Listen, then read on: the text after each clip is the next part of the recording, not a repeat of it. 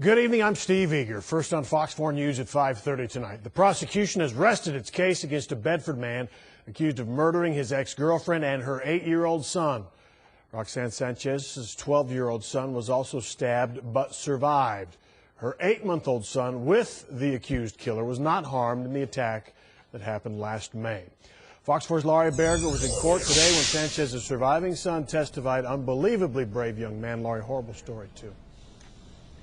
It is, Steve. And, you know, this testimony came obviously from a young man who had seen too much. In a soft and sometimes timid voice, Marcus Figueroa described to jurors how he saw his mom and his younger brother killed right in front of him. And when that happened, he called 911.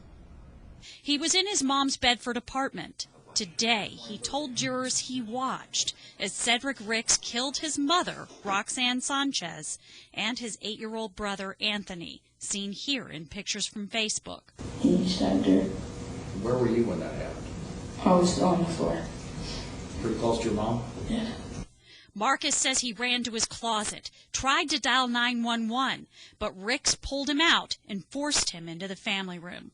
He pushed you down? Yes. Then what happened? He stabbed me. Where did he stab you? My neck. Front of your neck or the back of your neck? The back. And how did he do that? He held my head down. He held your head down? Yes. So he held your head down with one hand? Yeah. And stabbed you with his other hand? Yes. Do you know about how many times he stabbed you? No. Was it once or was it a bunch of times? A bunch of times. Marcus says he tried again to get up and get to his phone, but Ricks came back and stabbed him again, until the little boy came up with a plan to mimic the sound of death, the sound he heard come from his younger brother. Why did he leave you alone? Because I made a noise. What noise did you make?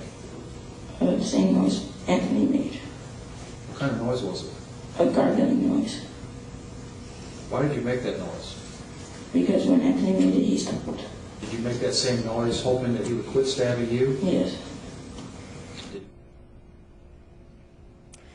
Marcus described waiting a few minutes to be sure that Ricks was gone before he went back for his phone and then called for help. The jurors at this point in the testimony, men included, were crying, hearing what this little boy said. There was also a third child. He was 8 months old at the time, and that's a baby that Cedric Ricks shared with Roxanne Sanchez.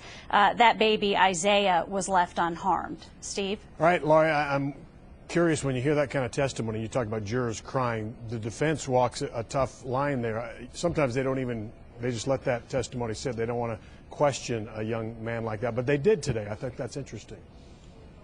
They did, and I noticed that when they did that, it was not confrontational. They weren't trying to refute what Marcus said. They just were asking for some clarification about a couple of the points, where people were at what time and what he did. So, you know, with any testimony at all, you risk angering those jurors who you could tell were so sympathetic to that young boy. He's now 13, but, you know, you can only imagine those visions that he sees in his head. Right. Quickly, the mugshot we're looking at right there, he looks like he got beat up along the way somehow. Do we know what happened? Well, after he left Bedford, he apparently went for Oklahoma, and he was about 70 miles north of the Texas border when he was captured. And what we understand happened is that when he was thrown in jail up there in Oklahoma, somebody tuned him up pretty good. Inmates who heard the story? Presumably? That's our understanding. Okay, all right. Laurie Berger, thanks.